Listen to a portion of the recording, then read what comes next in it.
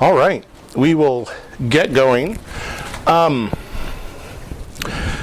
The paper that I gave out to you, it's been a great opportunity. I was talking with the gentleman that I started this with.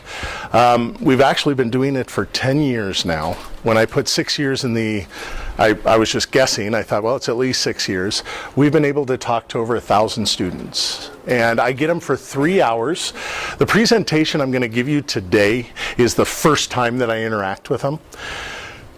And you probably know, if you teach high school, that there's a lot of deconstruction that needs to go on before construction can happen, because people already have in their mind certain things. And so if you come out and you start talking to people about saying, Jesus or, angels or whatever it may be, they've already got these ideas, a materialistic worldview that they're coming from. And so they very easily can say, well, we know that's not true, but we'll listen to you do your spiel. And so usually, what I do is, it's really just a comparison between atheism and theism. And so basically, by the time I get through the hour and a half, I hopefully have shown, and hopefully persuasively shown, that if we can rule out any worldview, we can rule out atheism.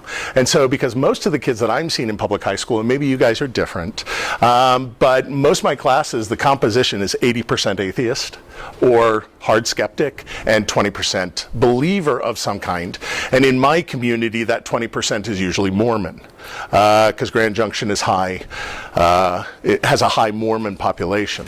And so, it's interesting to get in. And if you know as well, and I know that CDC just released a report, I think it was yesterday or last week, about violent crimes, about the suicide, about everything, that we truly are in an age of despair for most of these kids. So this opportunity came about, and I was wanting to get into the public high schools, and it's very difficult to get into the public high schools, obviously, especially if you want to talk about religion. So I found a comparative religion professor, a teacher that taught at one of our local schools. And I said, you teach comparative religion, why don't we go in and why don't we bring in? We have Baha'i here, we have Muslims here, we have this. Why don't you bring us in to be able to speak with the individuals? Thought that was a great idea. We usually have it structured so he brings in the atheist first, and then I can counter a lot of the arguments, even though he actually, but we structured it so that we would have direct interaction with this interaction. And so most schools right now have a human geography class, or they have a comparative religion class. Most of them, it's required. And I've talked to a lot of people that, and I've talked at some of the other public high schools. This one I've had long-standing. He always has these classes. And so for the first hour and a half, then I try to get them to see, and I give them a way of thinking through things. Anybody familiar with Nancy Pearcey? Nancy Pearcey. Okay, she was Missouri St. Lutheran. She's actually related to one of our school teachers at Messiah. And I was using her material and I was talking, and all of a sudden she stuck her head in. She said, "Did you say Nancy Pearcey?" And I said, "Yeah, that's my cousin." I said, "Wow." She ended up leaving the faith because certain questions were not answered. She ended up going to L'Abri, which is where Francis Schaeffer was, and regained her faith. And she wrote two of the books. She's written many books, but Total Truth and Finding Truth. Finding Truth is the methodology I use for understanding worldviews, because it's a 5-step process. It can be as simple as you want it to be, and it can be as complicated as you want it to be. It can be both very mundane, and it can be very philosophical. So we'll get that in here. So this is kind of just what I do. So I help them to understand first.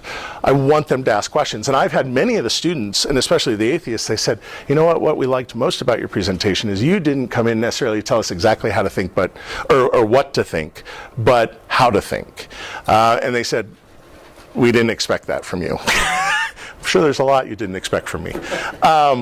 So I found someone. So most schools have that right now.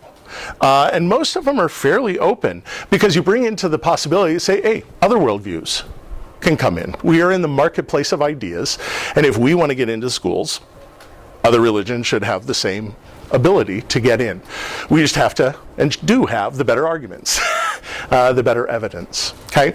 And so this is the presentation. So what I usually do is I give them out this pamphlet, and I say, I just want you to follow me along. I said most of the points that I get through, not the exact quotes, but a lot of the points are on your sheet. So just try to follow me, because it's more of a logical it's more of a logical argument that I'm going to take you through. And then, so if I missed, I'm sorry. I get to jabbing and I forget. My wife tells me it's worse when I'm driving. As soon as I talk when I drive, then I start getting the rumble strips. So, and I think we can understand that this generation, to a certain degree, are guinea pigs when it comes to the social media, certain instances, what they're being exposed to. You'll also find out that with this generation, they're skeptical. And a lot of the times, I've read reports where atheists will bring this out and say, kids are skeptical of Christianity or leaving the faith because they can get online and they can see all the information against it. What's actually happening when you dig deeper into the results is that you have experts on both sides saying opposite things are true. And they don't know how to discern the difference. They don't know how to tell truth themselves. So I think that what we need is more of a thinking culture, and more of a culture that is, well, we should be proper skeptics. Because I don't want to get to the end of my life and believe that my life was a lie. Or, and so we're dealing with issues. So when I come in, I actually just taught this last Wednesday. I had 2 classes, 40 students each. So they were pretty big classes. And what I'll do then is I give this presentation for the first time that I'm with them. Then the next time I actually bring my 7th and 8th worldview class that I teach at Messiah Lutheran in Grand Junction. And I take my students and we have a survey that we do, and we'll get into that. But they actually start interviewing the students and they start engaging the students. And it terrifies my students. But it's good for them. It reminds me, I remember I do trips and then I take them to places like UC Berkeley. I'll train kids for about 9 months. We'll go to UC Berkeley and we'll engage with every worldview we can get a hold of out there. We interview professors. We bring in atheists to speak. We have one guy who wrote a book called Nailed, 10 Lies Christians Try to Tell You. So we bring him in. He also writes soft porn. Haven't read any, but an interesting guy. We do interactions. We take them to Unitarian churches, but it's all very civil. And so when we go out there, I remember my first, when my oldest boy was only 13, he was terrified. He was the youngest in the group. And he said, Dad, I'm terrified. I said, kiddo, you've got questions. He said, because we start a lot of the times when they're interacting, they'll do surveys. Because we want to show how worldviews break down and how Christianity doesn't have those same failings. And he said, Dad, within 2 or 3 questions, you come to the depth of the knowledge of most people. And here is very scientific people, but when it comes to worldview questions, they have no way of backing it up. And it's interesting, one of the questions that we also do is we do a questionnaire on the New Testament. It's not in this, but so one of the questions are, do you believe that the Bible has contradictions? 100% of them. Yes. But then I teach my kids, because this is kind of using questions, guided questions, to get to a result, to help people to see that maybe they don't have the evidence to support it. So the next question is, can you show me one? Not a single person could pick one out of the Bible. So we had, at the last time we did it in the fall, we had 3 classes, we had 95 kids. All 95, because we kept surveys, all 95 said there were contradictions, not a single one could come up with one. So in that instance, what we do with asking questions is we put that stone in their shoe, because now all of a sudden they're like, well, I just claimed that to be true, but I have no clue. I can't come up with a single example of where it contradicts. So we're believing what people say without any evidence a lot of the times. And so that's what I try to do in the high school. When I go initially, I am not trying to convert them to Christianity. I'm trying to get them to see that the most reasonable thing is this is a theistic universe, that there is a creator by necessity. And since there is a creator, there's hope. Now, it doesn't take them all the way, and then usually at the rest of the time that I have in the first class, they'll ask questions specifically about Christianity, and so we can get into some of that. But then when we do the second, we get much more opportunity, and it's in a comparative mode, so they can see how does this stand up against this. It's not just tearing down, but it's also building up. So this is kind of the presentation. So a lot of nonprofits are getting sued, especially teaching nonprofits. So I just want to put the fair use notice and disclaimer, even when you present, you're not supposed to have to do that, but people get sued. So what we have, and what I'll do is, when we get into the presentation proper, I'll just go through it. We'll save questions for the end, and then we'll go from there. These are some of the letters. They also, what we initiated is we make sure that they write letters. So all of the kids have to write me a letter. The teacher does not read it.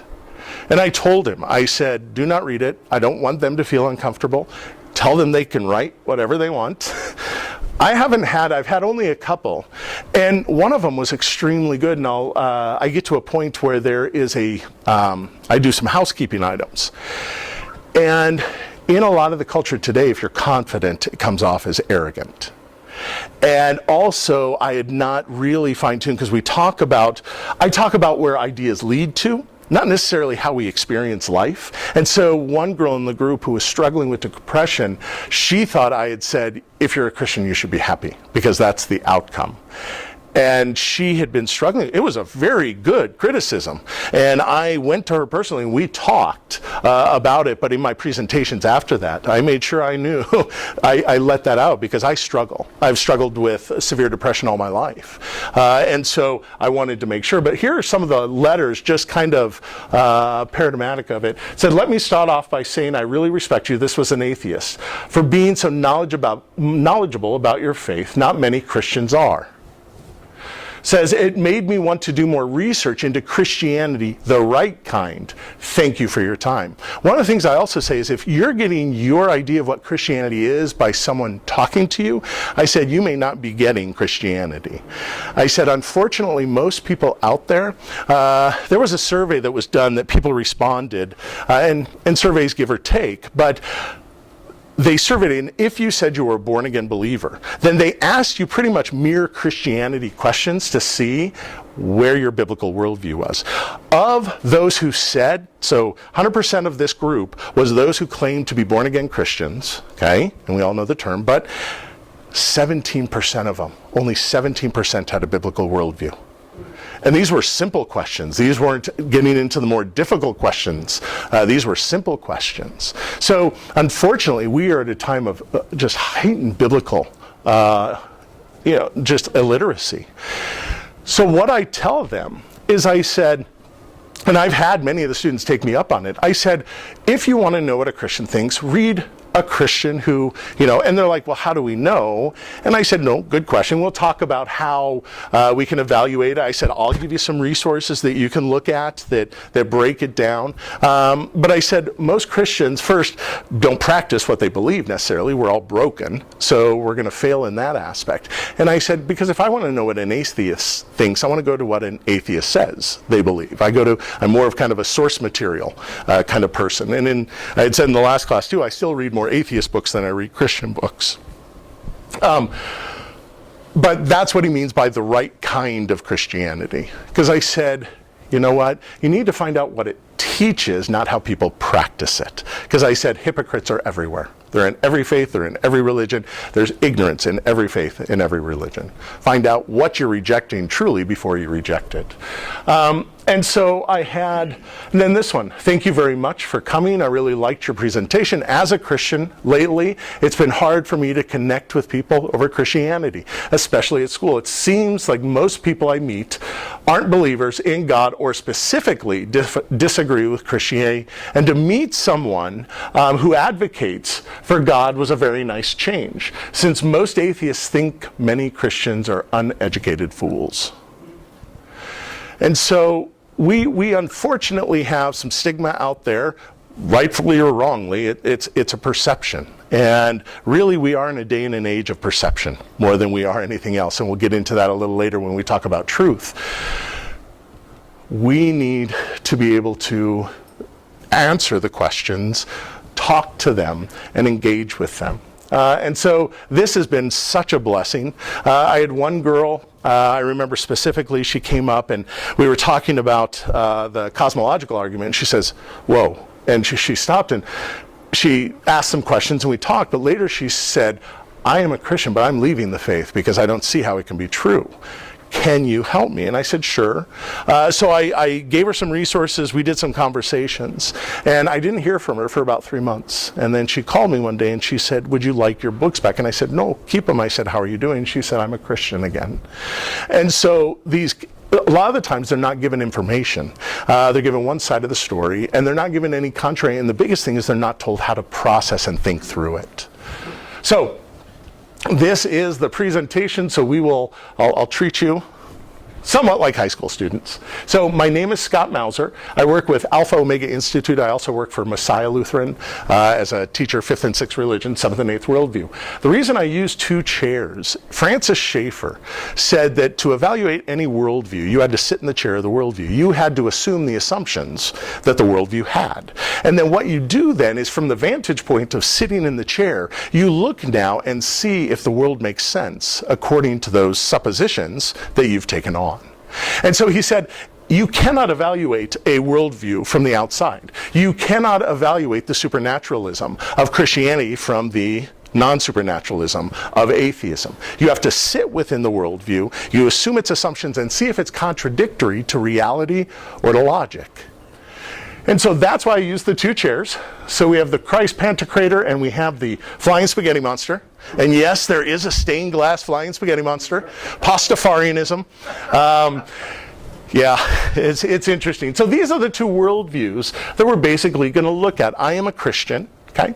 And so what we're going to do is we're going to compare naturalism, atheism. I may use them interchangeably. I know there's differences and variances in them, but we will look at that. And I'm hoping that all of us are here to truly find out what's true about reality. Not many of us, I would assume, want to make it to the end of our lives and find out we lived a lie.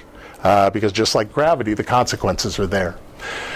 And I know from those 2 chairs, when we look out the world around us, it needs to make sense. A Christian author by the name of G.K. Chesterton, he was comparing Christianity and atheism. And he said what he loved about Christianity is he said the essentials were answered. He says it was just some peripheral things that we still had questions or doubts on. He said, but when it comes to atheism, he said the essentials of who we are gone, are unanswerable. Maybe we have a peripheral question here or there answered.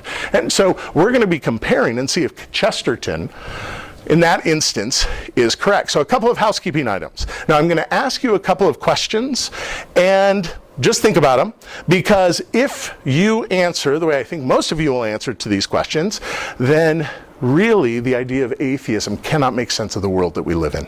It absolutely is defunct in that aspect. So these are the questions. Does anyone here believe that what you are experiencing as life is not real? There are some people out there like Neil deGrasse Tyson that believe that we are a computer simulation, that the most reasonable idea is that we are a computer simulation because of the fine-tuning, which if that is the case, then you're not really real. But I think you get the point. Does anyone here believe there is not a real conscious you in class today? Right? Maybe a little sleepy, but hopefully still conscious. Does anyone here believe that you did not freely decide to do what you have done today? Okay, do you have free will? And the last one, is there such a reality as true justice? Okay, and again, we'll come back to this after the presentation, because if I'm not sure what you're going to say, but if you answer the way I think you will, then you really have to deny atheism because it cannot explain any of those. Okay, so here we go. So, another housekeeping item, confidence versus arrogance. First, we can be confident about a lot of things. 2 + 2 = 4, chemical composition of water. We can look at mathematical and scientific theorems. We can look at historical things. We can speak with confidence. So, I even think when it comes to the coronavirus, that we can actually speak more authoritative on the morality of the subject than we can on the science of the study. no matter where you are on the spectrum of mask, no mask, whatever, the one thing that we're all sure of, that we shouldn't bring harm to our innocent neighbors. We should protect people. So the moral is much more foundational, it seems, than the scientific. We still are having all kinds of issues. If I come off as arrogant, I hope you will take my apology. I don't mean to come off as arrogant. I am confident. I've studied, I've researched, I've done a lot of debates, and I love to hear from you. So if you think I'm wrong, let me know in a civil way, and we can discuss it. So it's not meant to come off as arrogant, but similar as discussions of history. I believe that some of these things are very, very evident. Okay? So, what is the evidence is what I'm hoping you're asking. And in an age of relative truth, I hope you fight the idea and not the person. Okay? So, try to think of my ideas more in the sense of their truth quantity. And we'll get more into truth in a second. Last thing I want to talk about housekeeping is I do not want you to think that just because you're an atheist that you're miserable and you hate life and, all that comes with it. Some of the nicest people I know are atheists. And just because you are a Christian does not mean that you are filled with happiness and joy at all times. We are very complex beings, so we have many things going on. And I myself have been on one medication or another almost my entire life. Okay? So I understand the idea. I don't feel my faith. And so this is one of the main things for me is I want to know if it's true or not. Okay? So just want to make sure we have those clarifications out of the way. So when we think about this subject, for me, it really came down to when I was younger and when I was starting to read science and get into science, was my faith true? I was starting to think that it was a lie. I was asking questions of my elders. I was asking questions of my pastor. But there weren't any answers coming, or at least not answers that I felt. I've always been a searcher. I've always asked for questions. And when there's no questions that are being answered, or at least not in what you think is a fulfilling way, then you start thinking there are no answers, that it must be wrong. So I did try to find answers. My big thing was between science and religion, because in the beginning, what I was taught growing up, in the beginning, God created the heavens and the earth. Not so with evolutionary science. I was taught the pivotal point of my faith was the death and resurrection of a Son of God. Well, science tells us dead men don't rise. I also was told that Adam and Eve were the progenitors of the entire human race. Again, that is not. There were groupings of peoples in different areas. Now, just a side note, the studies that have been done in mitochondrial Eve and chromosomal Y Adam are astounding. They're showing basically a true Adam and Eve scenario, but from modern genetics. So if anybody wants to talk about that later, we surely can.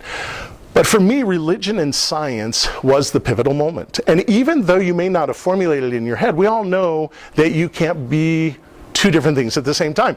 My wife, she cannot be both pregnant and not pregnant. It's called the law of non-contradiction, and we see this all the time.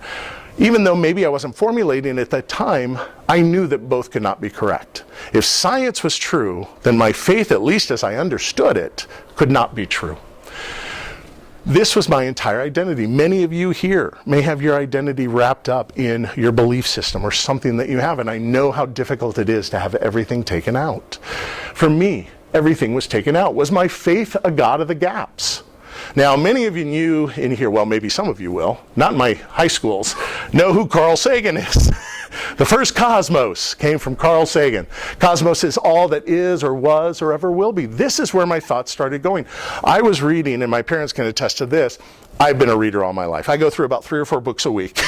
I love to read, partly for my job, partly because I love to do it. I was that same way when I was in high school. So I started picking up the atheist books, the videos that we could pick up. Okay, Neil deGrasse Tyson now, and I love his shirt, "Religion, together we can find the cure." So, he's a little antagonistic, but I started picking up every book I could by atheists to look at what they were saying. I also picked up pantheists. I read a lot of Aldous Huxley. Aldous Huxley's Doors of Perception was a peyote trip that he wrote on, and so I was searching. I wanted to find out what was true. But when we think about that, the cosmos is all there is or ever will be, if you think logically what the consequence is, that Carl Sagan put it this way: we find ourselves in a bottomless freefall, lost in a great darkness, and there is no one to send out a search party. Intellectually, if you're looking for meaning and ends, teleology of any sort or any purpose, it is not offered here. You can have individual, and we'll get more into that in Destiny, but this is a very disturbing thought.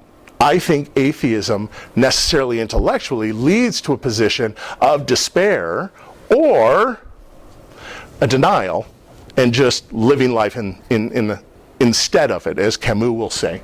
Okay? So when we look at this, how many of you are familiar with Nietzsche?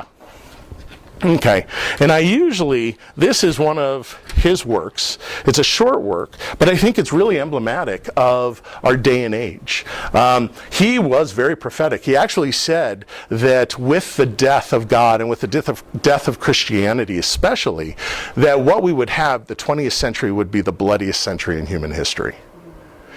And this was in the 1880s when he wrote that. But this is one of his, it's from the Gay Science, and it's kind of a set of different maxims and aphorisms and that. So it's one of those things you can read that very interesting. But this is called The Madman. Have you not heard of that madman who lit a lantern in the bright morning hours, ran to the marketplace and cried incessantly, "I seek God, I seek God." As many of those who did not believe in God were standing around just then, he provoked much laughter. "Has he got lost?" asked one. "Did he lose his way like a child?" asked another. "Or is he hiding? Is he afraid of us? Has he gone on a voyage? Emigrated?" Thus everyone yelled and laughed. The madman jumped into their midst and pierced them with his eyes. "Whither is God?" he cried. "I will tell you. We have killed him, you and I. All of us are his murderers. But how did we do this? How could we drink up the sea? Who gave us the sponge to wipe away the entire horizon? What were we doing when we unchanged the earth from its sun? Whither is it moving now? Whither are we moving? Away from all suns? Are we continually plunging backward, sideward, forward, in all direction? Is there still any up or down? Are we not straying as through an infinite nothing? Do we feel the breath of empty space? Has it not become colder? Is not night continually closing in on us? Do we not need to light lanterns in the morning? Do we hear nothing of God as yet, of the noise of the grave diggers who are burying God? Do we smell as of yet nothing of the divine decomposition? Gods too decompose. God is dead. God remains dead, and we have killed him. How shall we comfort ourselves, the murderers of all murderers? What was holiest and mightiest of all that the world has yet known has bled to death under our knives. Who will wipe this blood off of us? What water is there for us to clean ourselves? What festivals of atonement? What sacred games shall we invent? Is not the greatness of this deed too great for us? Must we ourselves not become gods simply to appear worthy of it? And goes on. And I think the way he expresses it, he was one of the youngest linguists he was at, and I'm missing the university he was at in Switzerland, but at 24 he was the seed. He went insane. He ended up going... Was it the ball? No. Yeah, it'll come to me at 2 a.m. and just leave me your number. But brilliant guy, and I think part of it, and there's multiple things that I think added to his insanity, but I think part of it was, as he looked through this, the utter despair that came from it, the meaningless, the hopelessness. And so this is where I was, and many of you may be in a similar place, that think that this despair is overwhelming, that there is nothing. This is what I had. I went to the original sources. I read everything I could on Darwin to see if my faith was truly a lie. It's interesting because in one of his notebooks, we see the "I think." Now it's taught to us as fact, but is it really fact? Or is it a theory? Is it a theory that's really falling apart? We'll talk more about that. But went to the sources, then I started evaluating everything in a Darwinian mindset. If evolution was true, then what I had been taught in Scripture, the hope that I had in Christ, was nothing but a lie. And what do you do in that moment? You try to find out what's true. And so it sent me on a trajectory that was close to ending my life. I ended up moving out to the Bay Area. Not a good place to be confused in. You can get yourself in a lot of trouble.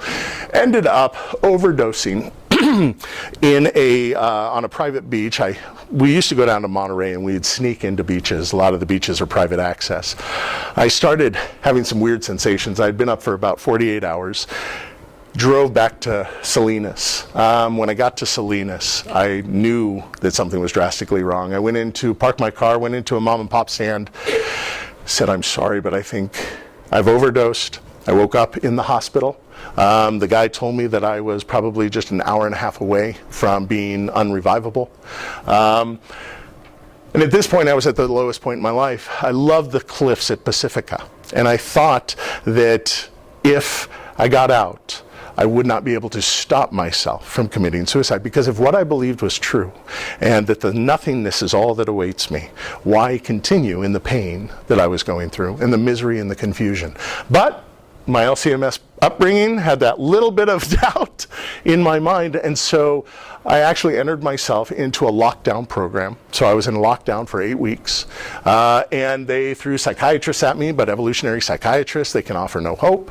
They can give you little strategies to maybe assuage some things, but there's no true hope there. Finally, they said, well, can we call in a priest?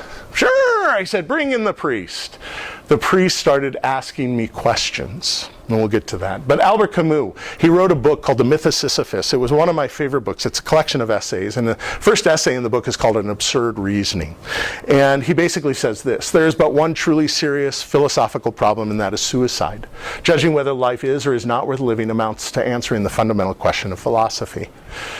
If there is nothing that we're accountable to, if there is no purpose, if everything is chance and accident, where does that ultimately lead us? This is the thought pattern. Many of you may have had similar thought patterns. Some of you may say, well, that's not necessarily the consequence. And this is the conclusion that Camus came up with. He said, the absurd man thus catches sight of a burning and frigid, transparent and limited universe in which nothing is possible but everything is given.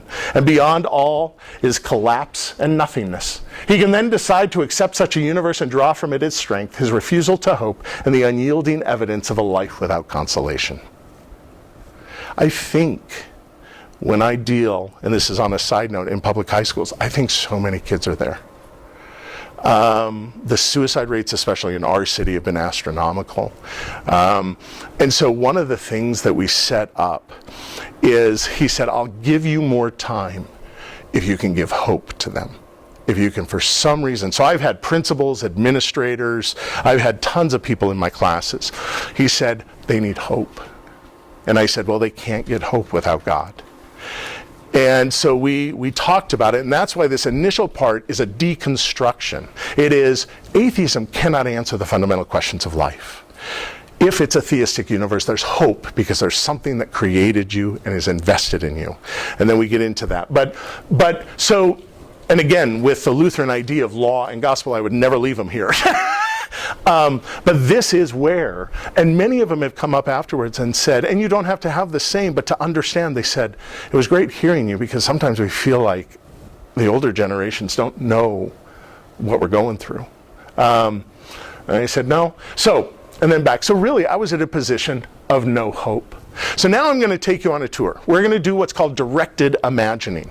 Directed imagining is because we have this great thing in our heads called our brain that can imagine worlds and the consequences of those worlds without getting the scars and the bruises from it. So we can actually take a worldview. This is very similar to what we're talking about with the two chairs. So similar, we can inhabit worlds like Middle Earth. And then we can compare them to the world as we know it. And we can see whether or not they stack up. We're looking for reasonableness. Pure proof can only be found in pure mathematics and pure logic, pretty much. Everything else is by reasonability. It's, what is the probability? Is it reasonable? And I'm going to show, I hope, that the reasonableness of theism outweighs anything you maybe think through a process called directed imagining. So we're going to hopefully find out if we've been told lies about reality as it is. And so we want to uncover some of those lies, because ideas have consequences and bad ideas have victims. You can look at the 20th century. Think of the amount of deaths that have come from publications like the Communist Manifesto and Das Kapital, other books that have promulgated ideas. Truly, the pen is mightier than the sword. It can rule so much. Another reason I want to do this is we look at Blaise Pascal. Does anybody know who Blaise Pascal is? Okay, probability theory comes, or at least the initiation. But this is what I like. Men despise religion. They hate it and they are afraid it may be true. The cure for this is to show that religion is not contrary to reason, but worthy of reverence and respect. Next, make it attractive. Make good men wish it were true, and then show that it is. A lot of the times we can use our imaginations to get outside of this world. And sometimes our reason is blocked, but our imagination can unfold it. And so when we think about these things, when we show about what Christianity teaches possibly, you can see the attractiveness, even though we live in a broken world. And again, sometimes the brokenness around us can make it difficult to see. I also want to say, this is one of my favorite quotes from C.S. Lewis. He says, "I believe in Christianity as I believe that the sun has risen, not only because I see it, but because by it I see everything else." What he's saying is this, is yes, I can see the sun, but the sun is the principle for me understanding everything else that it illuminates. And so what happens is then, we in our ideas into directed imagining, we should be sitting and take on that world that best explains the world as we know it. And sometimes we use our imagination to do that. And so that's what we're going to do for this first part. Then we're going to use a methodology for uncovering reality. First, the obvious part. You got to think about it, okay? So today we're going to be comparing, as we've already said, two worldviews. The naturalistic, materialistic, if you want to call it atheistic, I may use them interchangeably, and Christianity. We're going to basically be looking more just at theism, about the existence or the necessity of a God, because we can't get into everything, and I'll be back with you guys at a later time. But first we need to think about a worldview. A worldview is kind of like a mental map of reality, similar to we have a globe. And we want an accurate map, because if we're going to Scotland and we have a really bad map, we're not going to have much fun. Same thing with an immaterial map. A worldview needs to match reality or conflict arises. A worldview is not what we might say we believe in a street survey or online quiz. People are notorious to lie on those because of pressure. It's what we truly believe and act from in our core about who we are, where we came from, and where humanity is headed. Okay? And we all have a worldview. Some of us catch it by cold. We don't systematically think about it. But the next thing we're going to do is we're going to think about individual characteristics in the worldview. So only material things exist in the Christian worldview, material and immaterial. And as you can see, I kind of divide it. So if you get lost in my presentation, the red means I'm talking about atheism or materialism. The goldish color is I'm talking about theism. Okay? So if you get lost, and you can always stop me if you do. Universe is eternal. God is eternal. Our existence is by chance and accident alone. Our existence is by design. So you can add all these things up. Okay? But there's also a second aspect that may come in called a meta-narrative. Okay? A meta-narrative is kind of the story that all stories feed into. It's kind of that thing which organizes everything. Evolution, materialism, does not have one. There is no overlying purpose, no overlying meaning, and this is not me saying this is atheists saying it. Okay? But when we come to Christianity, the worldview that I think is true to reality, we have creation, all was good. Then we have fall, we have the destruction of a very good thing by our own free will. Corruption, then we have redemption and eternal life. So there's many aspects. So there's a narrative that goes over the top. So these are the things we think about. Now, what we do next is we break it down. We reduce it to its principal items, foundational beliefs, or substances that make everything else. So these things have to account for everything we know of in the world, both material and immaterial. When it comes to naturalism, matter, energy, space, and time. Those are your Legos. That's what you have to build with, okay? In Christianity, it is God, okay?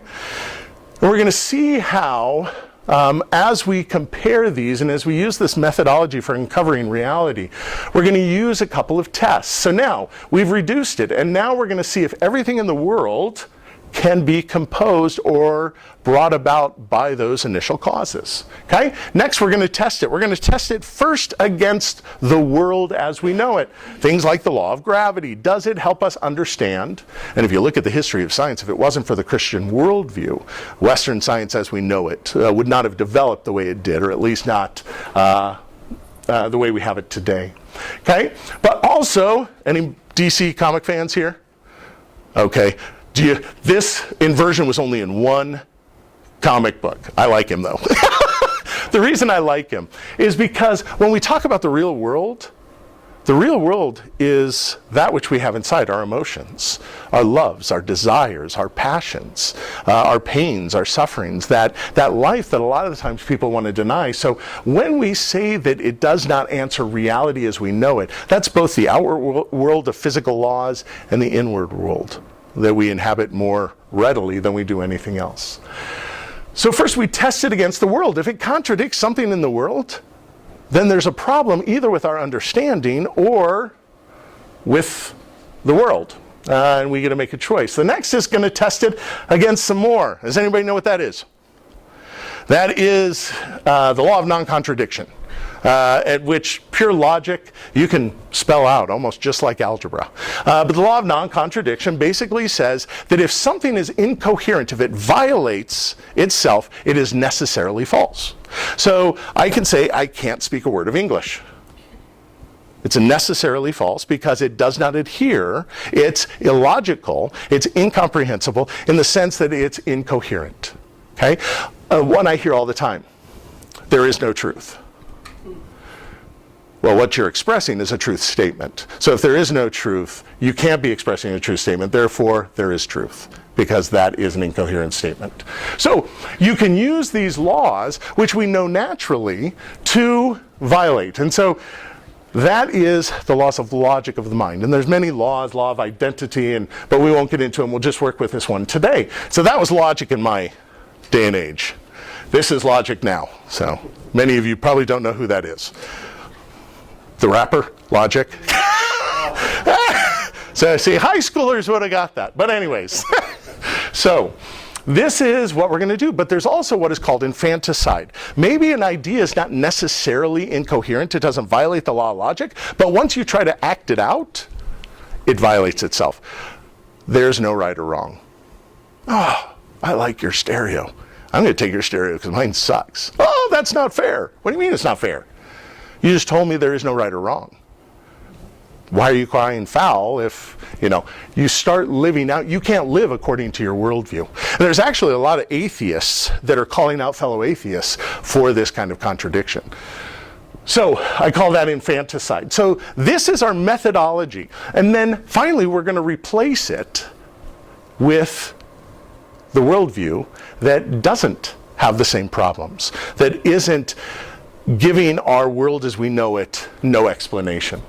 So hopefully that makes sense to everybody. And I do believe that Christianity is superior, that theism is so far above atheism when it comes to answering the questions of life. So if we're looking at probability, I think the probability of atheism being true is probably 5% or less, and Christianity 95% or more. I said, so I think those are pretty good odds. So as we go through, we're going to do this in a lot of ways by asking questions. These are surveys that I take when we go to certain places like Irvine or to Berkeley, and we have kids ask these questions. So what we're going to start seeing is we're going to ask questions like, how did the universe come into being? Do you believe it was created, or do you believe Big Bang? Because it has implications on reality as we live it. We are meaning-seeking creatures. We are. I remember reading, the third Viennese school. Now I can't remember his name. But he was in Auschwitz, and he became a psychotherapist.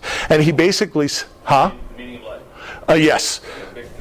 Viktor Frankl, thank you. So he basically said as soon as they lost meaning, they were dead. Didn't matter how, whether by suicide, as soon as meaning was gone. And so he started this whole, what he called logotherapy, based on meaning. We are meaning creatures. But if the universe came in by chance and accident, there is no real ultimate meaning. You can have subjective meaning, but really that is going to fail you if we carry it further out. So these are the kind of questions that we're going to compare. Also, if you do not believe that there is any meaning, then right or wrong really falls out the door. And most of you are social justice warriors. What do you base that on? What is the worldview that you have that supports that what your cause is really wrong or really right? So, do you believe in such things as absolute morality? Again, we start finding violations with the law of logic, with the value of non-contradiction. So here we go. We're also going to look at certain areas. And so I do call it despair to hope, because this was my voyage back from atheism, back to theism, and then ultimately to Christianity. So which worldview explains the necessary conditions better, or at all? This is a type of reasoning called abductive reasoning, or reasoning to the best conclusion. And so what we do is we see which one can satisfy most of the factors. And we look at the reasonability of it. And so we're going to do that. We're going to do it in the area of origin, morality, meaning, identity, and destiny. And then we're going to look at truth as well. Let's reason to the best conclusion. How did the universe come into being?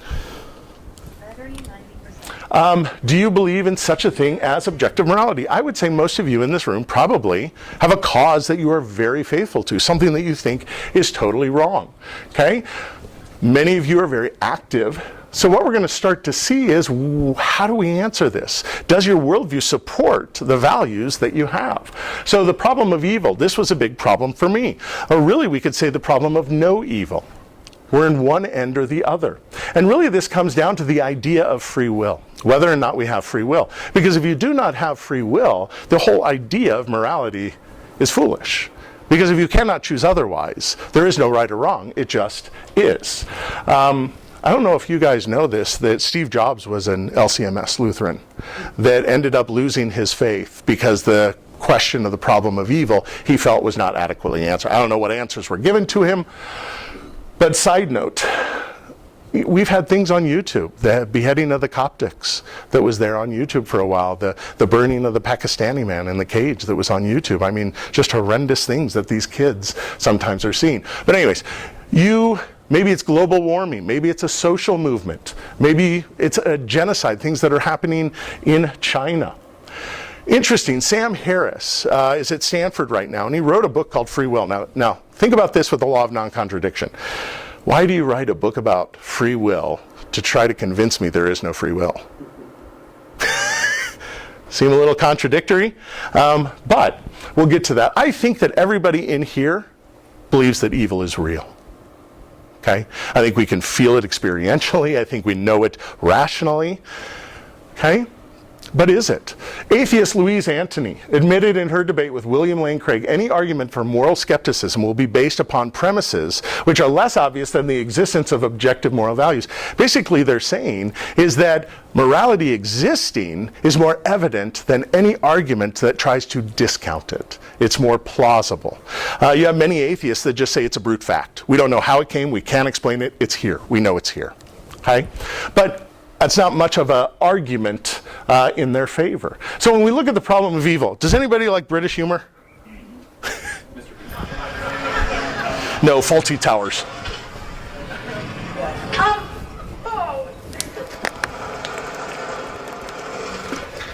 Now, I couldn't play this in a Baptist setting. You'll see in a minute.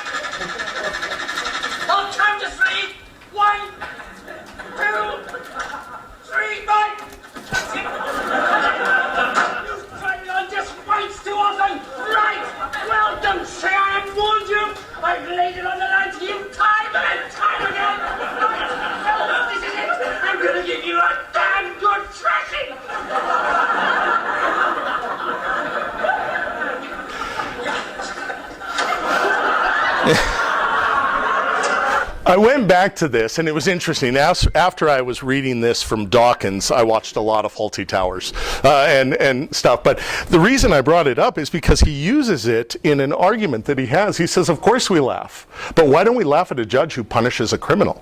Doesn't a truly scientific, mechanistic view of the nervous system make nonsense? The very idea of responsibility? He goes on and he says, the interviewer said, but don't you see that as an inconsistency in your views? And the young man asked Dawkins, he replied, he said, I sort of do, yes, but it's an inconsistency that we sort of have to live with.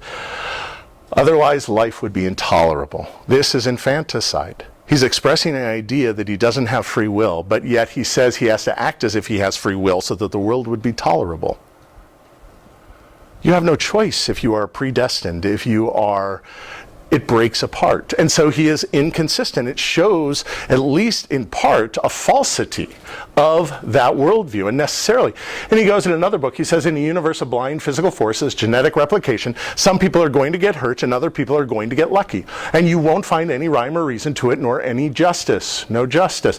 The universe we observe has precisely the properties we should expect. If there is at the bottom no design, no purpose, no evil, and no good, he doesn't even have a category.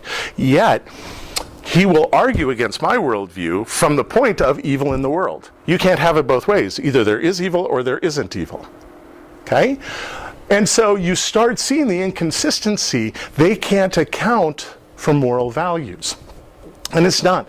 Dawkins actually recognizes this. He says, calling Darwinian morality ruthless, he says, I've always said that I am a passionate anti-Darwinian when it comes to the way we should organize our lives and our morality. If you have no free will, you're not organizing. Now, I know sometimes, you guys, this concept may be difficult and different. It may make your head hurt, but I'm hoping you're getting in some of the idea that it's that simple sometimes to show the falsity of a worldview. Okay? These inconsistencies, but we're not taught the laws of logic. We want to avoid basing our society on Darwinian principles. So despite claiming that we just dance to our DNA, Dawkins introduces a moral code by saying that we should not follow our DNA. Okay? A little confusing. If you are confused and it seems kind of insane, it is insane. Okay? But this isn't the only person.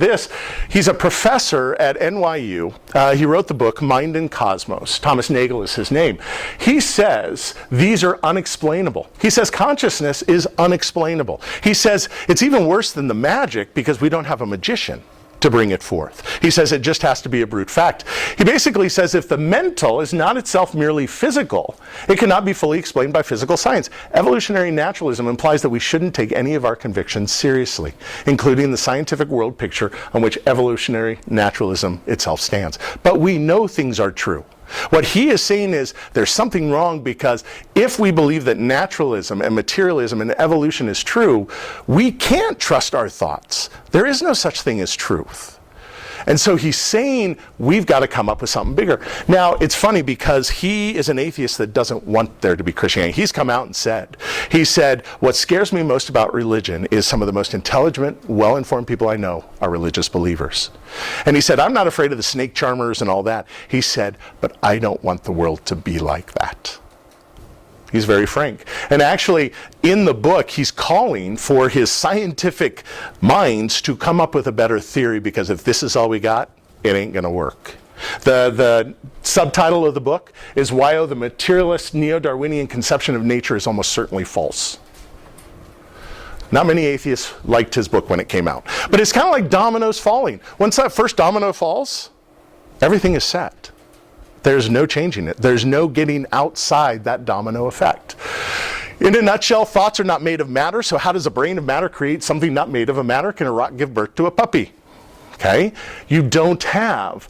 Immaterial realities, I think, are the death knell of materialism. Because most things, to a certain degree, information, it's immaterial.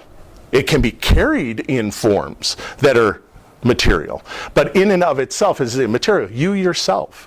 Think of it this way too. If we are just chemicals in action, do you know that every single cell in your body, I think, is overturned within 3 months? You are a completely new you. Now, there are some defects and mutations. Why doesn't your personality change? Why does the immaterial part of you not change with the chemical composition of your body? See, there's things like that we think immaterial realities are our true self. So also he said there's no right or wrong. There is no room for agency or free will in a world of neural impulses, chemical reactions, and bone and muscle movements. Given naturalism, it is hard not to conclude that we're helpless and not responsible for our actions. Einstein, human beings in their thinking, feeling, and acting are not free, but are as causally bound as the stars and the motions. So ever since that first Big Bang went off, everything was set. There's no getting out of the way of the dominoes that are in our life. But then he says elsewhere, I am compelled to act as if free will existed because if I want to live in a civilized society, I must act responsibly. You guys, brilliant scientists sometimes are horrible philosophers. And philosophy is really the basis of science. But as you can see, do you believe that this is how reality is? Okay? It violates the law of non-contradiction. Okay, then we have Marvin Minsky. He is set up the MIT's Artificial Intelligence Lab, and he said, best known for his idea that brain was nothing more than a 3-pound computer made of meat. And he basically said, no matter that the physical world provides no room for freedom of will, that concept is essential to our models of the mental realm. So we know that gravity is not true, but we're going to use it in all our calculations. Do you see the problem?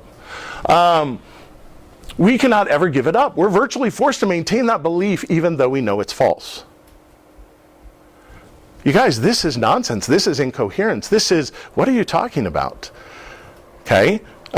We do, and I don't think that we can actually deny, we'll get more into that in a second, the idea of free will. So really, when it comes down to morality, God opened up the possibility for us to reject his good gifts for us.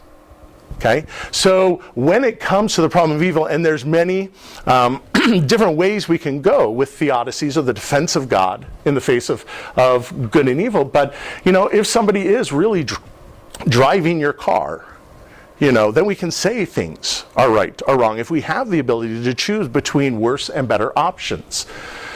So when we look at morality, do we think free will doesn't exist and nothing is wrong in the world? All is as it should be. It's just dominoes falling? Or does free will exist and some things are wrong? Do we have a power of choice? According to materialism, no power of choice. But under a theistic, we can choose either right or wrong. Without the ability to choose, then everything is determined and morality does not exist. Or are we not determined? And are we responsible for our choices? And should we be? And I think most of you in your heart, whether or not you intellectually assent, think that that is very true. You maybe even experience hurt and harm right now that people should be held accountable. So when we think about it, what reflects our world and what is not denied by logic? This is interesting. Matthew Paris, he is an atheist, writing for the New York Times. And he goes, and inspired me, he was talking about nonprofits. He said, traveling to Malawi, was his home country, refreshed another belief, too, one I've been trying to banish all my life, but an observation I've been unable to avoid since my African childhood. It confounds my ideological beliefs, stubbornly refuses to fit my worldview, and has embarrassed my growing belief that there is no God. The title again, I truly believe that Africa needs God. And basically this comes to what we call the grounding problem. A lot of people misconstrue and think that Christians are saying atheists can't be good. That's not what we're saying. We believe everybody's made in the image of God. And so you have the imprint of God with a consciousness. What we have is you have no reason to ground morality in anything good.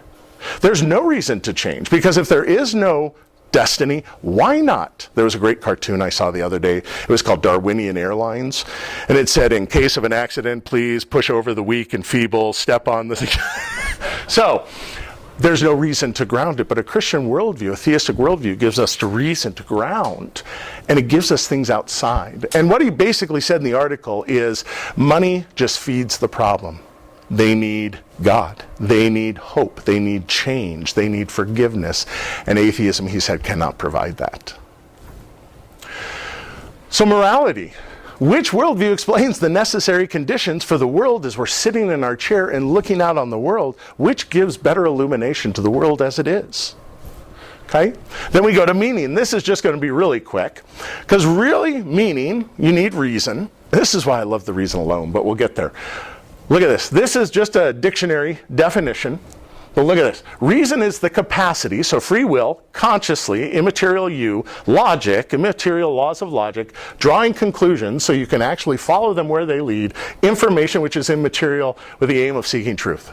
Everything that goes into meaning and reason, really, now we're reasoning about things in the world, but it is an immaterial process that atheism cannot account for. Immaterial reality that makes us who we are and the life we live valuable. But if you're an atheist, you have no ground to believe that it's true. Okay? When we think about reason, and I love reason alone, and I always say this, you cannot give what you do not have. Think of it this way, if I had Legos, and I had as many Legos as I wanted in any shape that I wanted, and I started building, am I ever going to derive consciousness from those Legos? It doesn't have consciousness to give. So no matter what you do, size, shape, fur, whatever you want to put on it, you cannot get reason from immateriality. Reason only comes from mind.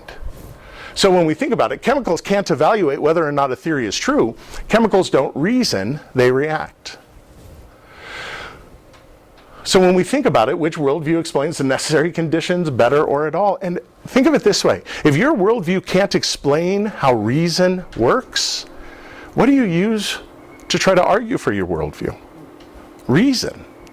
So if you can't explain the tool that is primarily used in science and everything else, you've got a major problem with that worldview. Okay? Then we think of origin. And this for me was mission critical. This is what actually started me thinking. But if there ever was a time when there was nothing, nothing would exist today. Some of the first questions was, in philosophy, why is there something rather than nothing? We do not have to be here by necessity. Why is there something? Something has the characteristic of eternality. Because if there was ever a time in the past there was nothing, there would be nothing today. Something has what the theologians call a aseity, that being in and of itself. But if we look at this, there's not a lot of options.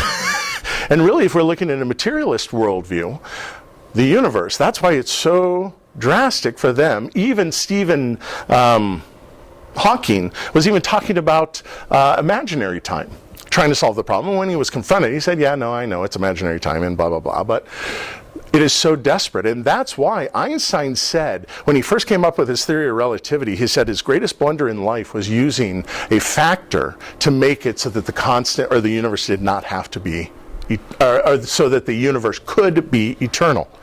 We have the static universe, because with the idea of a cosmic beginning, everything changes. So, the cosmological argument, pretty simple, and it's different forms, but everything that had a beginning had a cause. The universe had a beginning, therefore the universe had a cause. So if we're looking at the origin, we're either here by design or chance and accident. Everything fits into those two categories. Okay? Materialism is the universe, or something needs to be eternal. So if the universe had a cause, the universe could not be eternal. The only other option is something that is outside. And think of it this way. If there was a time there was no universe, then whatever brought the universe into existence had to have a will, had to have a desire. The cause and effect relationships, it had to have personality, it had to have reason, it had to have love. And really, the Trinity is the only way we can see a perfect God that can contain love without something outside of it needing to be loved. I mean, Christianity answers these questions. So the universe is not eternal and cannot create itself, or something eternal had to bring the universe into existence. The universe came into existence. It is a cause and effect. The cause had to have a will, desires, be extremely powerful and intelligent, be immaterial and relational as well as timeless. According to Einstein's theory, in a longer version of this, I go through an acronym that talks about showing the beginning of the universe. But Einstein's theory of relativity basically shows that time, space, matter, and energy came into existence at the same time. Okay, so they're contingent on each other. So that's where we get as well as timeless. It was an effect, it will eventually die. You know, this sounds like a good job description for the Christian God. Okay, and it's interesting. which relates to our world as we know it, and does anything violate? Now, Robert Jastrow, he started the Goddard Institute for Space Study at NASA. At the time, he was an agnostic. I don't know if he still is, but this is what he wrote. Now we see how the astronomical evidence leads to a biblical view of the origin of the world. The details differ, but the essential elements in the astronomical and biblical accounts of Genesis are the same. Astronomers now find they have painted themselves into a corner because they have proven by their own methods that the world began abruptly in an act of creation, and they have found that all this happened a product of forces they cannot hope to discover. He says that there are what I or anyone else would call supernatural forces at work is now, I think, a scientifically proven fact. This is what many of the astronomers hated about the Big Bang. The Big Bang was a moniker set up to degrade it. Sir Fred Hoyle, who was a guy who did the static universe where it could be eternal, he hated this. They hated the philosophical implications of a beginning of the universe because something has to be eternal. And if it's not the universe, not a lot of job openings for who it needs to be. Okay? And so when we think about that, we see everyone has a creator. What is most reasonable? Is it a person, matter, or nothing? What is most reasonable? And I think we all know what is most reasonable. Will we allow our logic to overrule what we're taught sometimes? And I love this because a lot of times I've been confronted and they say, what about the multiverse? This is one of the guys that worked on the physics of a multiverse. Vilenkin is his name. And he says he's a proponent, and he admits that even if other universes exist, the entire multiverse needs an absolute beginning. It can't possibly be eternal in the past. There must be some kind of a boundary. And he goes on to say, he says, it is said that an argument is what convinces reasonable men, and proof is what it takes to convince even an unreasonable man. With the proof now in place, cosmologists can no longer hide behind the possibility of a past eternal universe. There is no escape. Okay? From science, there is no escape. The universe is not that which is eternal, that everything else springs from. Something else has to be, by necessity. Okay? So this is really what convinced me when I was in a similar position as many of you. Which worldview explains the necessary conditions better at all? How about identity? This is something we struggle with, and this is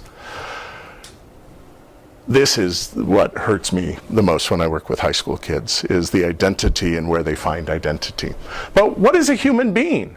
Let's talk about personhood. Who are you?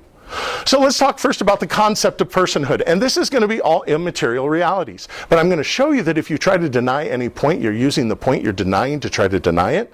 So you're causing a contradiction. So it shows that my point is true. Now, hopefully, I know that makes heads spin, but the concept of personhood. First is intellect, conceptual thought. Now, from a Christian standpoint, I'm going basically, there's certain things that from more of an argumentative standpoint, I would add if I was talking in a theological sense. But here I'm just trying to show them their understanding of personhood. Does that make sense to everybody? Okay. Freedom to choose, free will, ethical responsibility or standards, moral accountability, and inalienable rights of personhood. So all of these things are immaterial realities. They are part of the world that we live in, even though they don't have matter, they don't occupy space. So what if I wanted to deny it? First, you would be engaging me in conceptual thought. So you would be using what you were denying to try to counter me. Second, you would be exercising your freedom to do so. Number three, you would think there was an ethical responsibility to teach what is right and true. You'd be violating number three. Number four, that person is seeking to hold me morally accountable, to teach the truth. And number five, that person has a right to disagree with my position. So if anyone were to disagree with the criteria, the person would actually confirm the validity. Is this you? I think most of you out there would say that yes, these are part of my personhood. Well, if you believe that the Big Bang and nature made you, then you have major problems in explanation. The reasonableness of how this came into effect is more magical than anything you would find in a Christian worldview. Okay? Again, violation of the law of logic shows that those are necessary statements. They're true to reality. And I think we all know it without having this. So is your identity that of molecules in motion? If so, then you have to deny freedom and intentionality. All your cause really isn't your cause. You were forced to do it. How does that make you feel? This is really, Rachel's wrote a book called Created from Animals, and this is where it logically goes. Speaking of the mentally handicapped, Rachel's writes, what are we to say about them? The natural conclusion, according to the doctrine we are considering, Darwinism, would be that their status is that of mere animals. And perhaps we should go on to conclude that they may be used as non-human animals are used, perhaps as laboratory subjects or as food. There's even a book that I read. I don't recommend anybody reading it. I did it for research because one of my students was exposed to it. It's called The Natural History of Rape. And the clinical psychologist basically said, this is a statement in the book, at one time in our evolutionary history, rape was good. Because the strong, when the society was smaller, supposedly by evolutionary theory, when the society was smaller, the stronger needed to breed more than the weaker. And rape was okay. A worldview that says that. Now the authors said, we don't believe that, but my question would be, why not? Do we want the society to survive? But I think everybody in here can just think of the horridness, maybe a guttural feeling that you have with statements like that. But these are statements that logically follow. Not everybody comes to those, but they logically follow. Okay? Yeah. Or, if anyone is in Christ, he is a new creation. The old has passed away. Behold, the new has come. If this is a theistic universe, then we get to the end. There is hope because you were made in someone's image. And did that someone redeem you? I believe so. Again, immaterial realities. Our worth comes from the one who made us. Not from what you do, not from how you look, not from how you perform. You have, according to my worldview, immeasurable worth because of the image that you carry. If you are a materialist, you cannot say the same thing. But what do you know to be true about reality? So we look at identity. No value difference between mold and humans, or are humans distinct and given responsibilities? No true identity, or do we have true individual identity? No personal worth, or immeasurable personal worth? There is no you beyond the grave. Really, according to materialism, there's really no you now. Or you as an individual will survive the grave. You exist. We have that seed of eternity. We all feel like we're going to live forever. That's because it's true. We just don't have all the information. And so we need to look at that. Okay, what makes most sense in our world? And according to logic. Which worldview explains the necessary conditions? Now let's look at truth. Do you believe that truth exists? If so, how do you know the truth? I really think that truth is unavoidable. Kind of like that statement I showed you before. When you try to deny it, you affirm it. There are truths, and I think we all know this. It's only philosophers that try to think it out of us.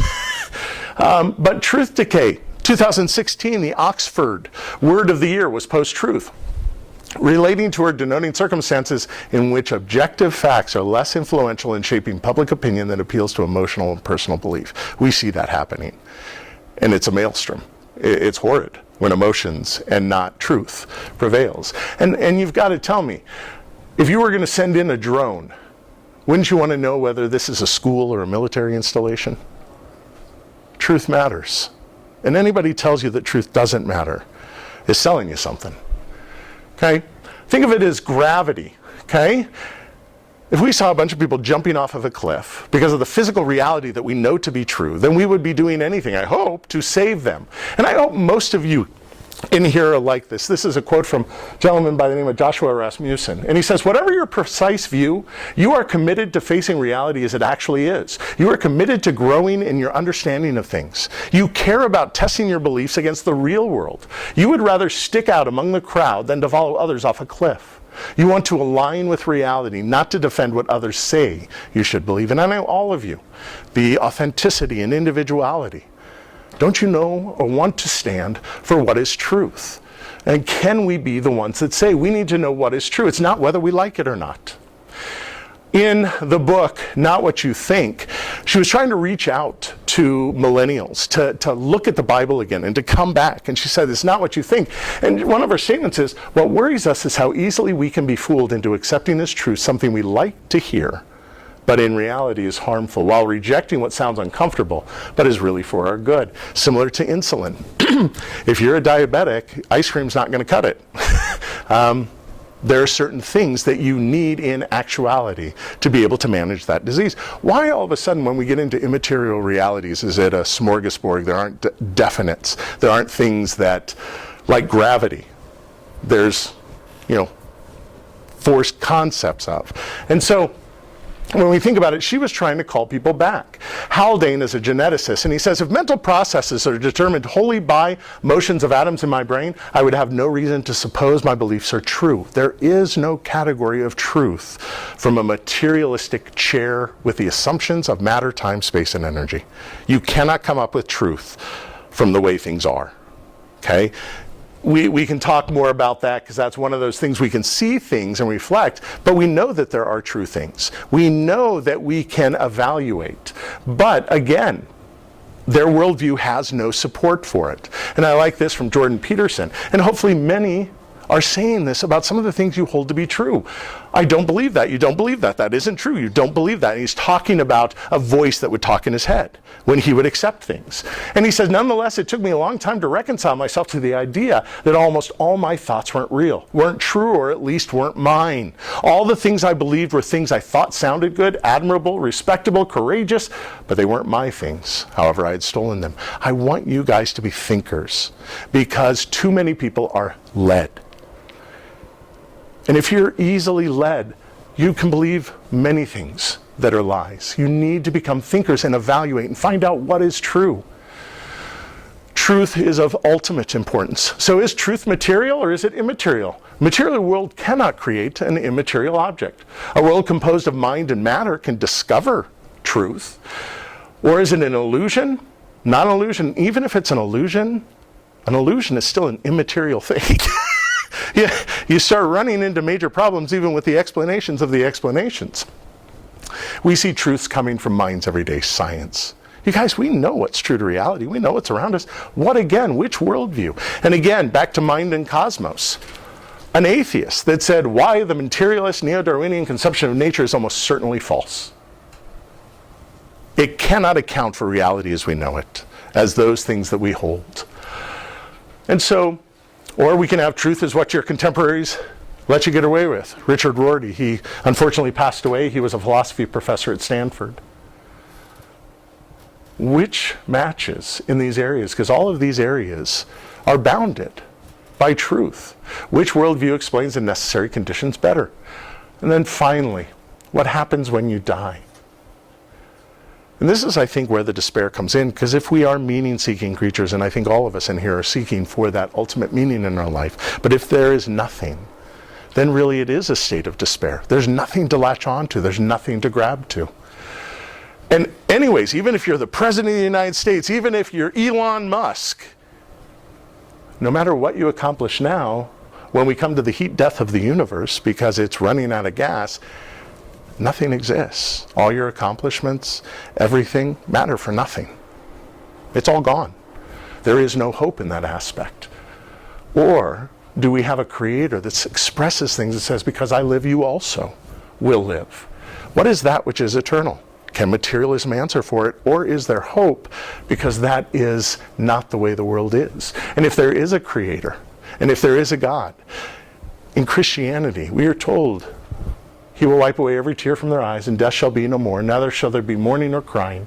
Pain, for the former things have passed away. This is temporary, according to my worldview. It's temporary according to your worldview too, but slightly different terminus. So, when we think about this, the universe had a beginning and will end. Or is there an eternal creator that has the power and will to create and give life? If all is material, then nothing can escape this fate. But that creator can recreate and redeem a world if he wishes. Your destiny is annihilation of your identity and person, or your destiny is tied up with the will of the eternal creator.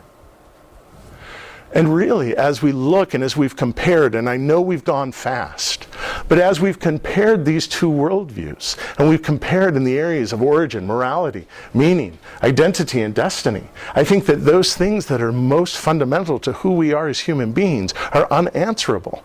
Actually make nonsense of what we know to be true about reality from a materialist universe. This comes from the Free Will book. The question of free will touches nearly everything we care about: morality, law, politics, religion, public policy, intimate relationship, feelings of guilt, and personal accomplishments. Most of what is distinctly human about our lives seems to depend upon our viewing one another as autonomous persons, capable of free choice. Free will is an illusion. We do not have the freedom we think we have. Okay? 90-page book you can read. It's kind of wild to see how he tries to convince and the way he starts and ends, and very interesting. But if, going back now, we look at this and truthfully answer these questions, does anyone here believe what you are experiencing as life is not real? Does anyone here believe there is not real conscious you in class? Does anyone here believe that you did not freely decide to do what you have done today? If you believe that there is such a thing as true justice, then you have hope, because it is impossible, in my estimation, in my probability, for this to be anything but a theistic universe. And with that comes forgiveness, redemption, peace, and meaning. So it is really a reevaluation of what you think is the foundation of the views that you hold. Can they be explained? Can they give us the world that we have today? Because if they cannot, there is a faith that does. And there's always hope. So that is somewhat my story. Doesn't have to be exactly like your story, but hopefully some of that was a benefit to see you to think through the issues. And obviously, questions are always good. So thank you. So that's the presentation I give to the high school the first time I meet with them. And it is heavy. And I do get a lot of interaction, but I come back in 3 weeks, and what he does with them is then he helps them formulate questions. Now it's kind of a tag team with him because he's a Christian as well, but he helps them to formulate questions. He's actually, since we started doing this, gone through 3 atheists, because what I do is they have this packet and they start asking this atheist the questions, and he can't give them an answer. Some of the answers he'll give is, for consciousness, the idea is emergence. When matter gets to a certain complexity, then consciousness emerges.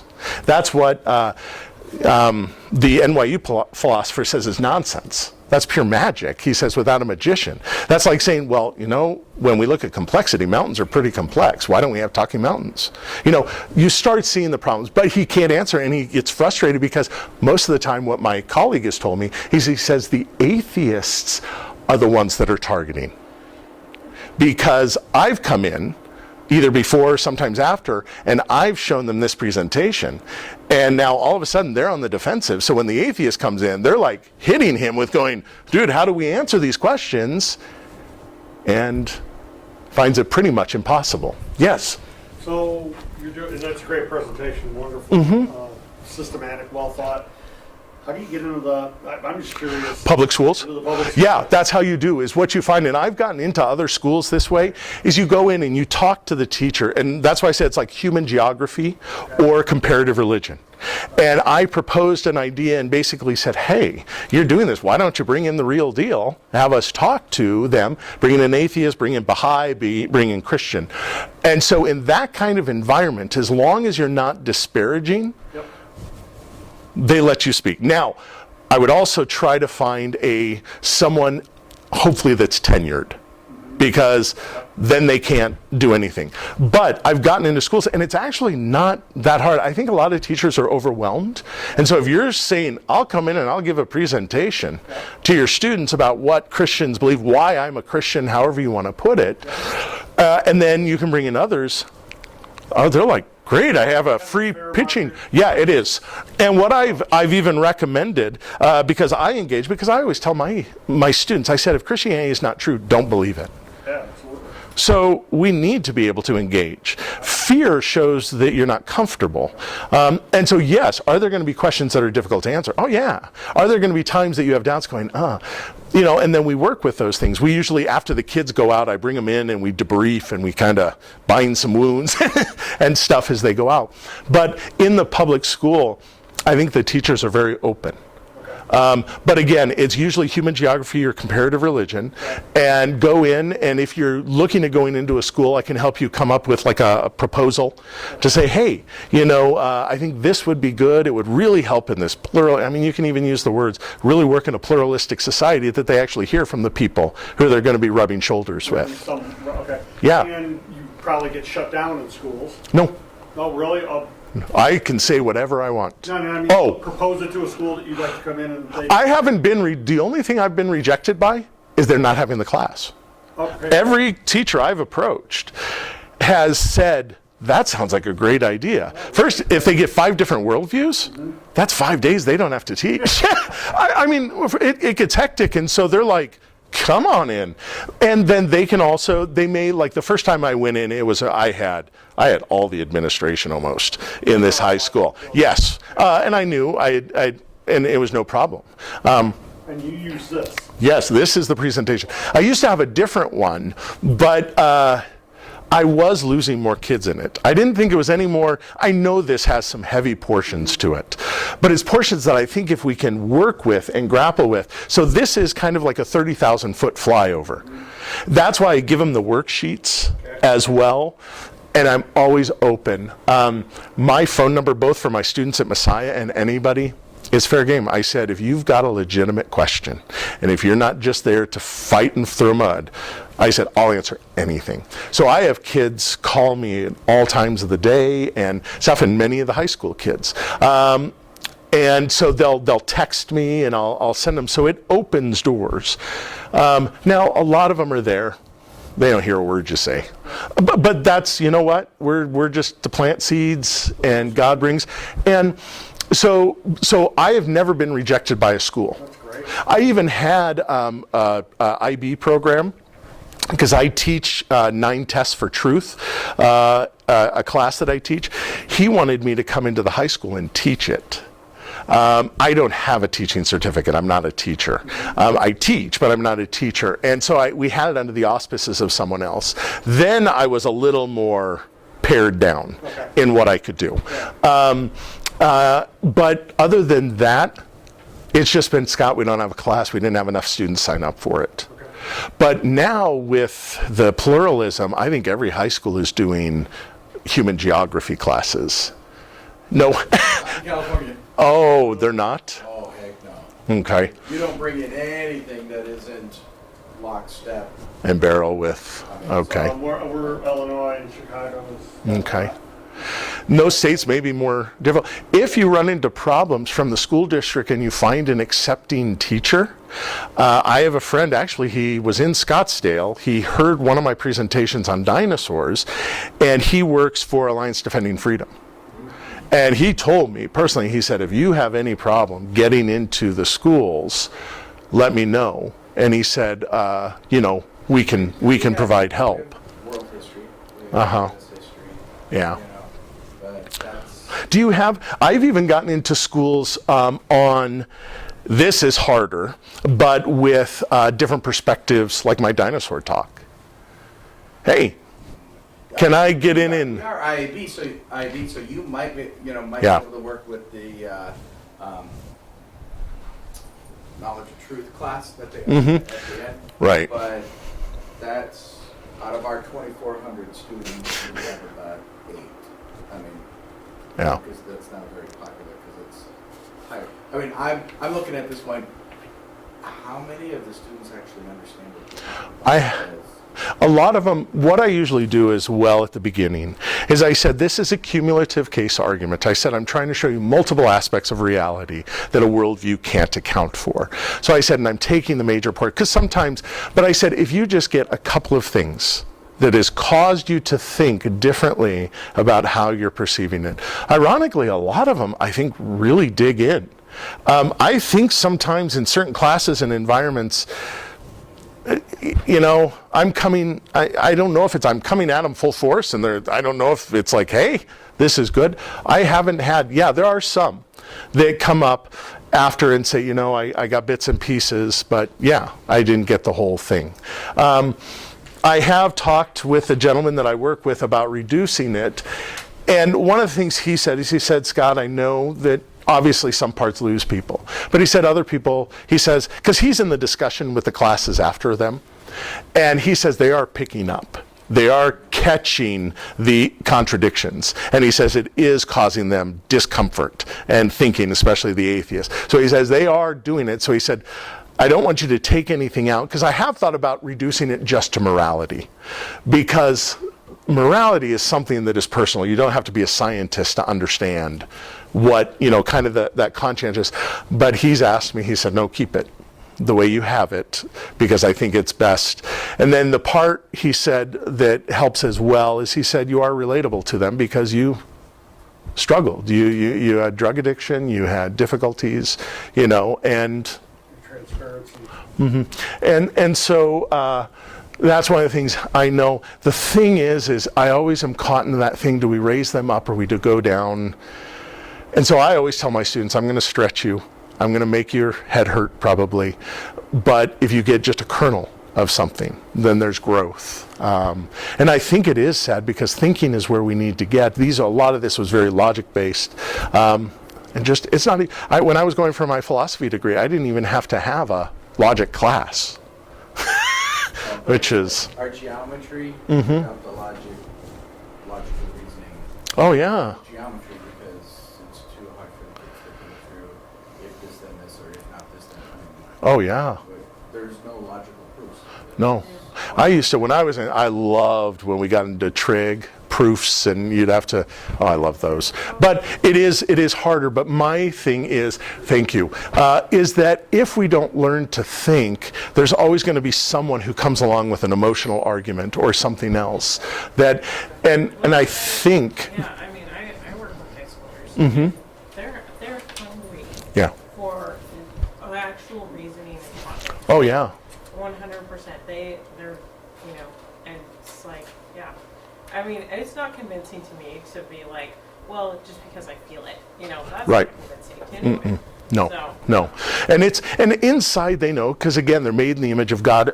Francis Schaeffer used to called this the mannishness of man. He said we cannot get rid of it. And he said what we need to do is we need to make us think of the mannishness of man, which is composed of origin, meaning, morality, destiny. He says because every other, he says you have to account for that.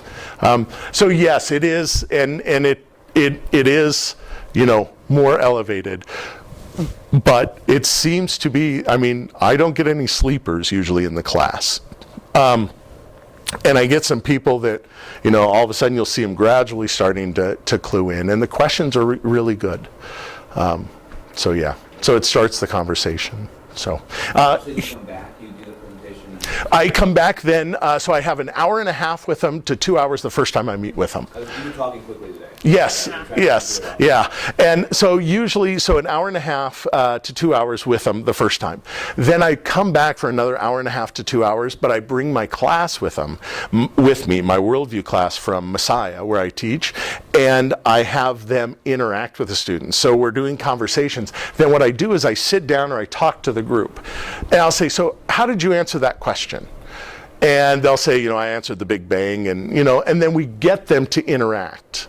Well, how does your worldview? And then they also then at the very end, so we get them using their minds to evaluate, kind of like what we were doing with this. Then the last hour is pure questions.